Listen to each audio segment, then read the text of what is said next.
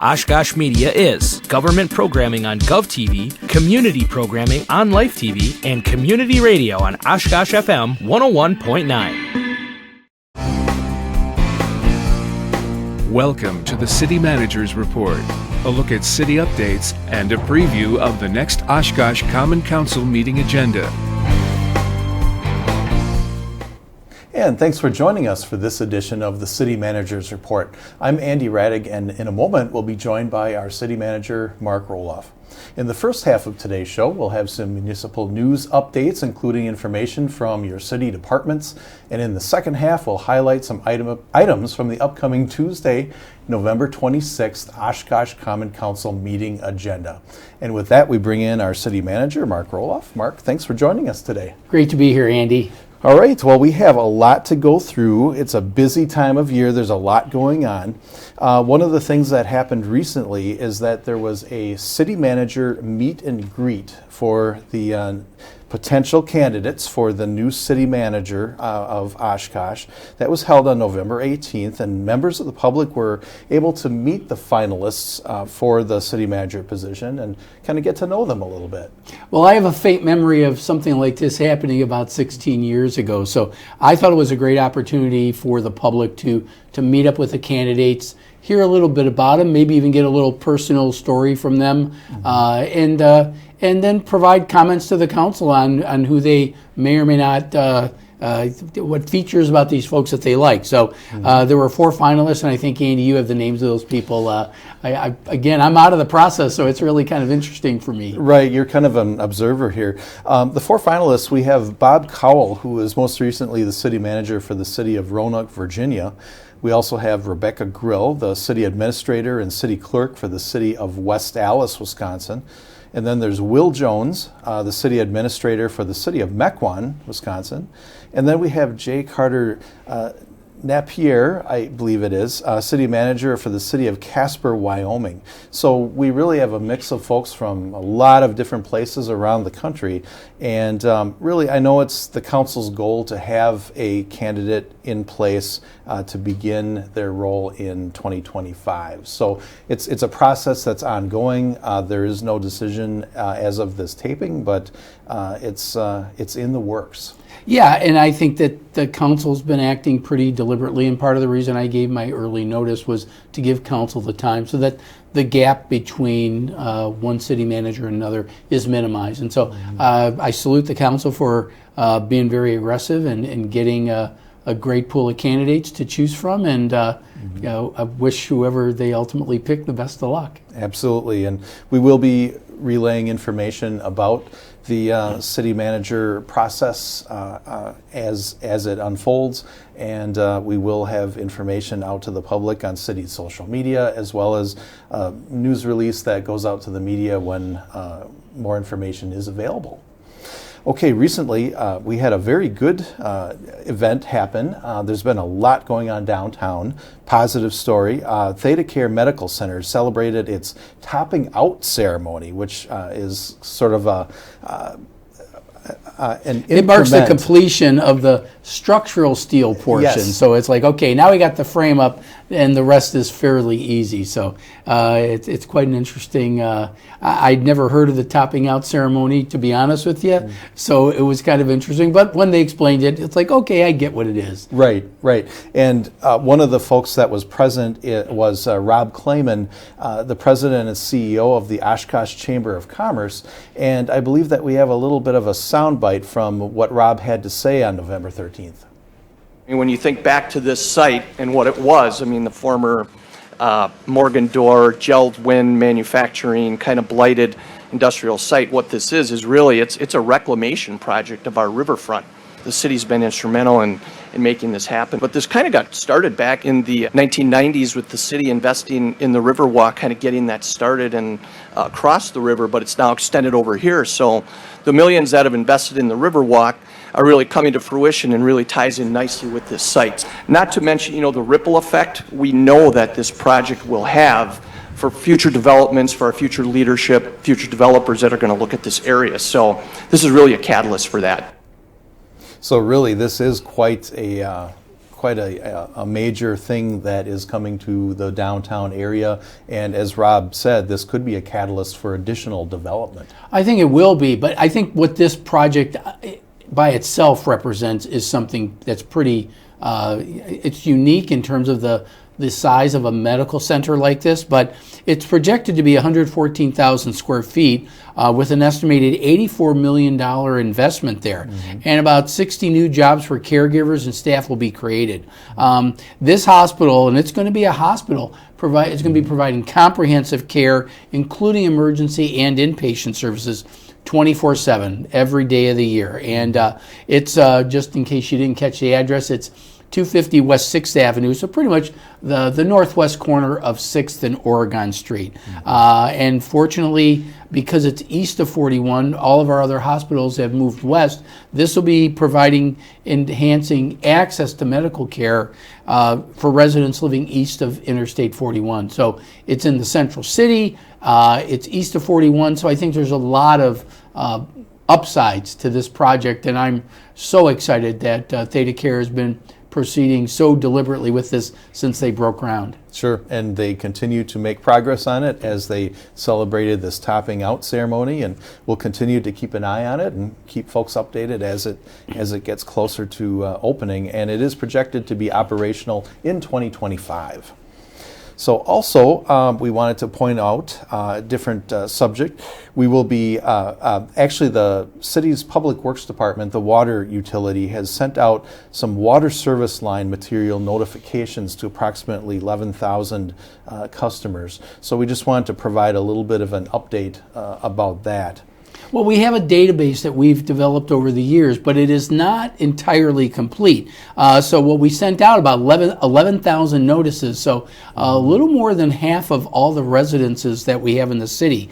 And we've sent it out to somebody who has a confirmed lead service line or a galvanized type of piping that requires replacement at some point in the future, or a water service line made of an unknown material, and obviously we want people to know what that is, and bringing it to their attention that we don't know, and chances are if we don't know, they may not know either. It's really about letting everybody know, and this is a federal requirement under the Federal 2021 Lead and Copper Service Rule revisions, and they basically say these notices contain specific information about the service line material, and then educating them about the health effects of lead, as well as information to help a customer make a decision on how to reduce their exposure to lead in their drinking water. So you can, if you look this up and it says that it's unknown material, we will be happy to come out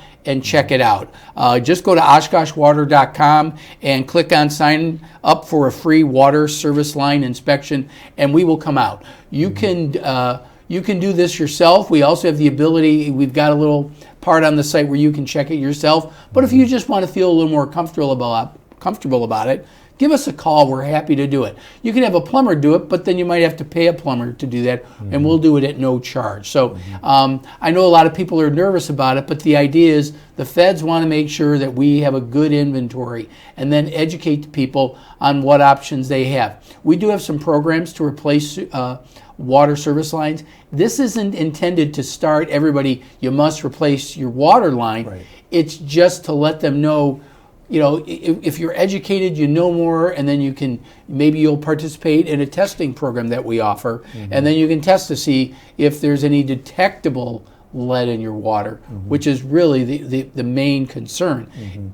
Just because you have a lead pipe doesn't mean you have lead contamination, but it's better to be, aware of it, so you can start making that decision. And this map kind of gives you an area of the city where a lot of these are unknown. So, but your specific property can be identified. All you got to do is click on your address there, and you know where your house is on your block. Click it, and it'll tell you, and it says what your property has. And in this case, it's ductile iron, which is old, but it's okay. But the private service casted iron, that's good too. So in this case, it's all right. So that's what we want you to do. We want you to know what it is so that you can make decisions and be educated about it.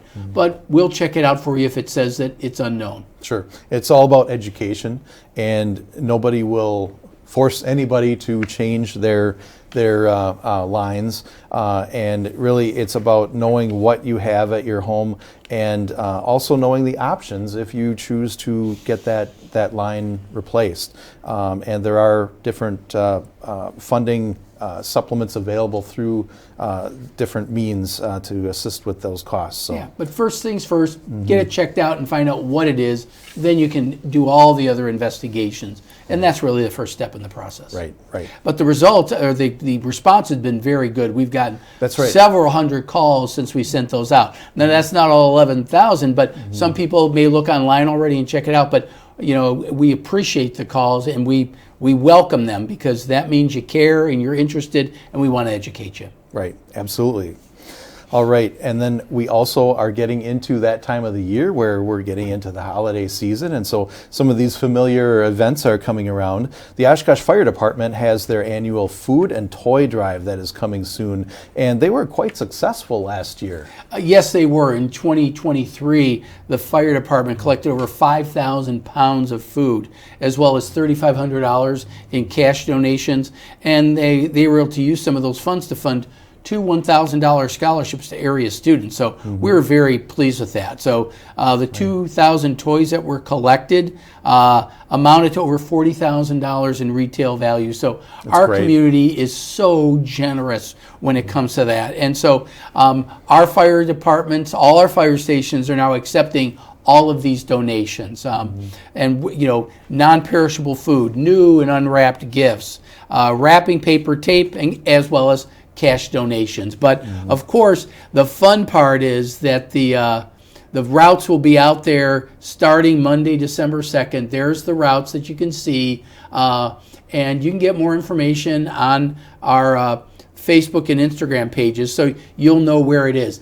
That's fun, because the kids can come out, and there might be a guy in a white beard and red suit there on the trucks as well. Kids get to see them, and if they want to make a donation, they can run it up to Santa and take care of it that way. Right, right. And as you mentioned, there are cash donations accepted as well for the Gary Kasubi Scholarship Fund for 2 graduating Oshkosh seniors that are enrolled in a police or fire science program. So that's really a nice benefit too.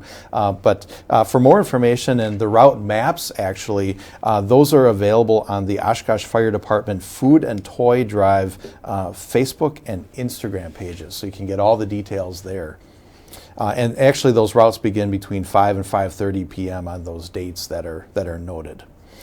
Okay, another holiday event is the annual Downtown Oshkosh Holiday Parade is coming up on Thursday, December 5th. And I understand I'm sitting at this table with the Grand Marshal of the parade. Yeah, I've been asked to be the Grand Marshal, which is quite an honor. It's very nice. So I'm looking forward to hopefully being in a warm car so I can say hi. You, on the other hand, my friend, you're going to be emceeing this thing, and you're going to be out in the cold. I'll be out in the cold, but it'll be a fun time. It always is, and there's a lot to take in. And the families, I think they're immune to this. They come out because the fun starts really at 5 p.m. There's going to be live music, and the tree lighting at Opera House Square at 5 to 6 p.m. The tree lighting is going to take place at 6, and then the parade starts at 6:15.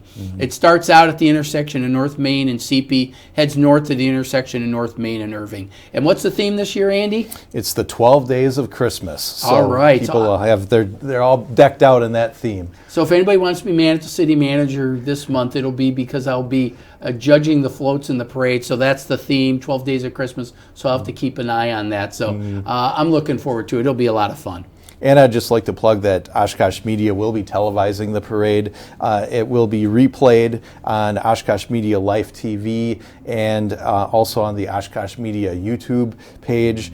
So watch for that, and schedules will be posted on oshkoshmedia.org. So plenty of opportunities to watch the parade if you're not able to make it. But we encourage everybody to come downtown, enjoy the parade, and see what this year's event looks like.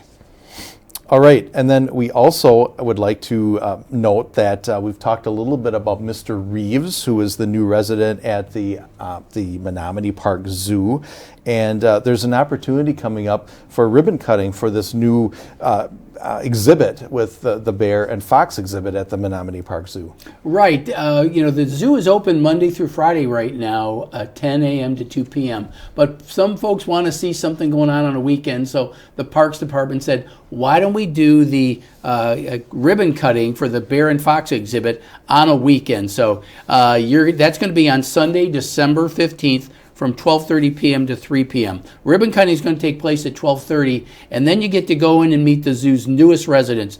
Mr. Reeves, as you mentioned, is the black bear that we got from Anchorage, Alaska, and then the fox trio of Melly, Joey, and Apollo. Apollo's the fun one, jumping around and just having fun. So, but both great exhibits, and we want to thank Tom and Penny Herrenberg for all the work they did to make this happen. So, but the opening, the ribbon cutting, it's going to be seasonal music. It is that time of year, refreshments, holiday cheer, and there may be another visitor from the North Pole for this event as well. That's right. Sunday, December 15th, 12:30 to 3 p.m. with that ribbon cutting at 12:30.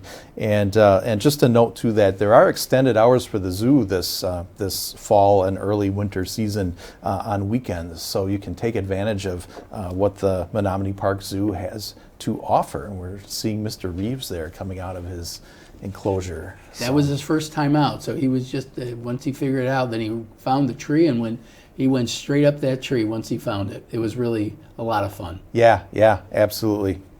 All right, well, not the best of news, but winter is around the corner, unfortunately. So we just wanted to offer some reminders to residents about snow removal, and as we recently saw some snowfall in Oshkosh.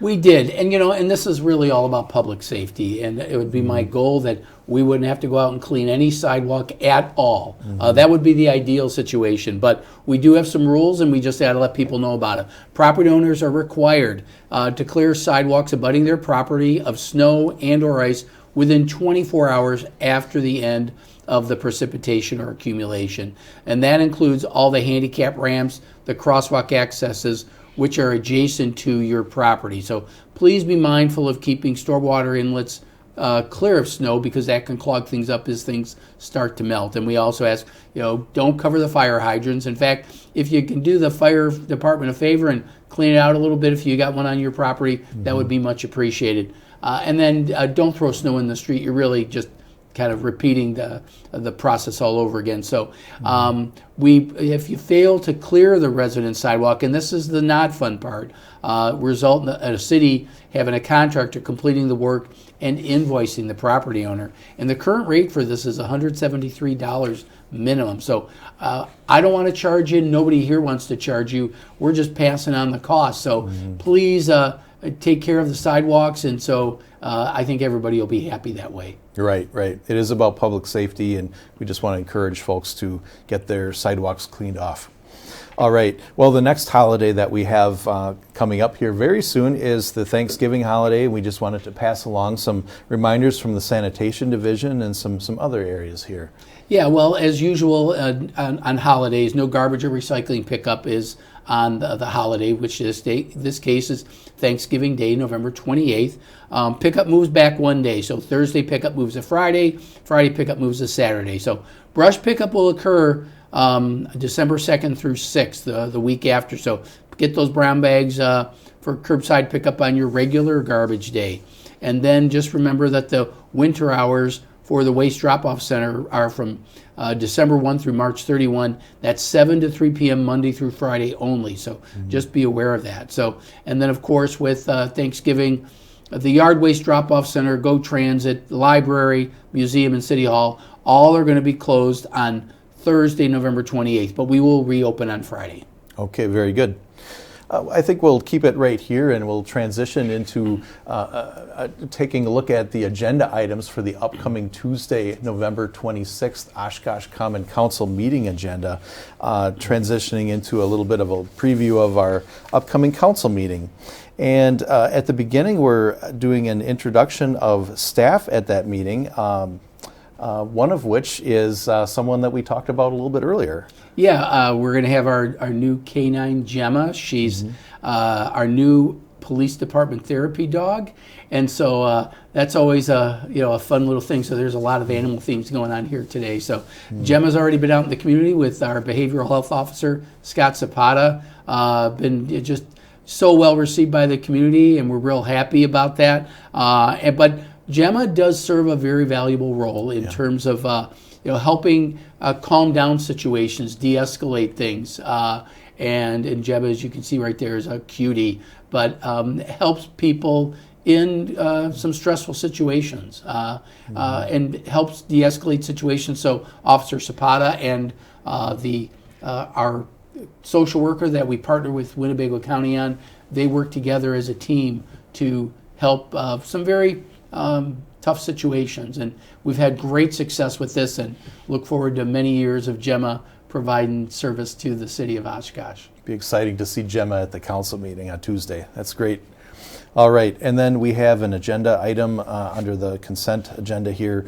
We're looking to fund the design and construction of a new restroom and concession stand over at Reitz Fields, and now this is over at Menominee Park in that area. Yeah, there's a lot of needs honestly over there. Over at Reitz Fields and that, but the restroom and concession area is showing its age, and so what we're proposing to do is have some other capital funds reallocated to this project to get that done in 2025. So this gives you an aerial view of what it looks like in case you haven't been over there playing at the Ball Diamonds, but it's a little hard for people to get around if you don't have a nearby restroom for the Ball Diamonds for the people going there. So we got one centrally located right there at the fields, and so hoping to get that done so that we can have it ready for next season's baseball season. Right. Looking forward to that. All right, and then later in the consent agenda, we have several items pertaining to special assessments for various projects. And I know that we had some major changes in how special assessments are handled in Oshkosh. So, Mark, if you could just outline a little bit why we have this on the agenda for special assessments. Yeah, well, you're correct. We eliminated special assessments for street reconstruction. So if you got a street that already exists and we reconstruct it, now you no longer pay for the sidewalk associated with that project or the street itself. You may have a new lateral going over to your property line for water or sewer, and that will still continue to be charged per Public Service Commission regulation. So that's why we still have these on the agenda, but the notice is for a much lesser amount than it ever was, and everybody's paying the vehicle registration fee, commonly called a wheel tax, that and a slight bump in the utility rates are funding these the ability for us to eliminate the special assessments. And so let's talk about some of the streets that are getting done next year, because I think that's real important. It's quite a list. Yeah, there are, and some of these are grouped together, but Bayshore from Broad Street to Mill Street, Broad Street from Bayshore to just north of Bayshore, and then Bay Street, both from Bayshore Drive to the Fox River. You can see those ones that are there. So that's one of those areas that's getting done. And then Wagoo, we're going to continue where we left off, and we're going all the way to to Lake Winnebago from Rosalia Street, and then Sweet Street from Wagoo, just over in that area, as well as Shore Lane Street from Wagoo to just north of Wagoo Avenue. All those little areas are going to get redone in that one. And then the third grouping is a sort of a north-central side of the street. It's really Central Street from West New York Avenue to West Bent Avenue. And everybody knows in that neighborhood that Central jogs a little bit. So some of the streets, Tennessee, Custer, Nevada, and Bent on either side of Central are going to get done as well. So that gives you a rough idea of what that one is. And then lastly, on the south side, Michigan Street, from 7th to 11th, and this is really completing that project to get as close to the as close to South Park as possible. So part of it will be West 8th on either side of Michigan Street, 9th and 10th either side of Michigan, 11th either side of Michigan, and then Ohio Street a little bit north and south of West 11th Avenue. So that's the big part of that project that will pretty much complete that whole thing on the south side. This is all Stringham Creek. It doesn't look like it, but this was 60 years ago. This was a flowing creek that went through this neighborhood, and the stormwater is still there, and Stringham Creek's flowing still, and there's a lot of water there, and we need to get it over to the river. So this will be the last phase of that. Right. We certainly are taking care of our infrastructure and doing a lot of planning to ensure that we're doing the best that we can with it. Okay, then we also have an item. We're replacing some playground equipment at Stevens Park and also at Rainbow Memorial Park. Yeah, these are two. I believe these are getting funded with ARPA, the American Rescue Plan Act funds. But two of them, just the renderings. Here's the rendering for Stevens Park, just to give you a rough idea. We did work with the neighborhood association here to get some input on that. So that's what Stevens Park will eventually look like. And this is going to be a cost of $275,000 for both this one and the one you see here for Rainbow Memorial Park. Both we got input from the Parks Board as well on these things. So we're excited about getting these going in 2025. So we're excited about this. Very good. All right. Then we also have an item creating a temporary ordinance prohibiting alcohol in city parks. And I believe that events are actually exempt from this. Right. The police department's noticed behavior and activity over at the parks, particularly Opera House Square, that we would like to address. And so what we're asking for is a temporary ordinance prohibiting alcohol in all city parks, because we just can't say one park. We gotta apply this equally. But events are exempt, and we're going to evaluate this prior to April 1st of 2025 to see how it works and to see what we do next. And then similarly, there's the DORA, the Downtown Outdoor Refreshment Area, that the Downtown Business Improvement District has asked about. Because of this issue, we've asked the BID what they think, and they've asked us to ask the council to prohibit the DORA in Opera House Square during this period. So that'll be removed temporarily through the end of March, and then by April 1, 2025, we'll be deciding what new areas. Okay, all right. Thanks for the update on that one. Then we also have a new resolution where we are looking for an approval of a development plan and implementation plan for the Clearwells project down by Menominee Park toward the Lakeshore Drive by Lake Winnebago. This is the water filtration plant, and I know there are a lot of people who have had some, a lot of opinions on things what they would like to do here. But the first step in the process is we have a building that needs to get built, and so we did get some input on both landscaping as well as what the building should look like. And there was a committee, and I will tell you that not everybody agreed on that, but the committee agreed to recommend certain design, and so this is a rough idea of what the design is. That's a broader look about what it's going to look like from the lake to give you an idea of what the building's going to look like. But this is all about the building at this point, because the water filtration plant is just one property. Right. The park and the boat launch area and all those areas, those are separate from the water filtration plant. We still have to look at those, and the council's already hired a landscape architecture firm to take a look at what we can do to spruce it up after the building's done. So I think we also have a rendering about what some of the building is going to look like a little closer up, just a little more detail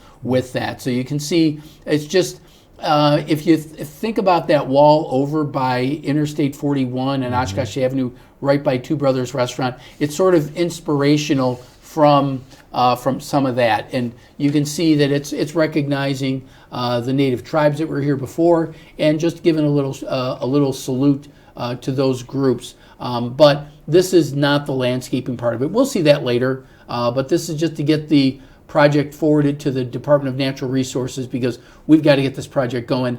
We've literally been working on this project for the entire 16 years I've been with the city, and it's time to get this thing done. Okay, well, we're getting closer. Yes. All right. Well, Mark, thanks for your time today. We appreciate your insights and for giving us these updates. It's always a pleasure. All right. And thank you for joining us today. We appreciate you taking the time. Again, that Oshkosh Common Council meeting is coming up on Tuesday, November 26th here at City Hall, which is at 215 Church Avenue. Watch live on GovTV, Spectrum 10, UVerse 99, streaming on YouTube and OshkoshMedia.org. So please join us again in 2 weeks for another City Managers Report. Thanks for watching.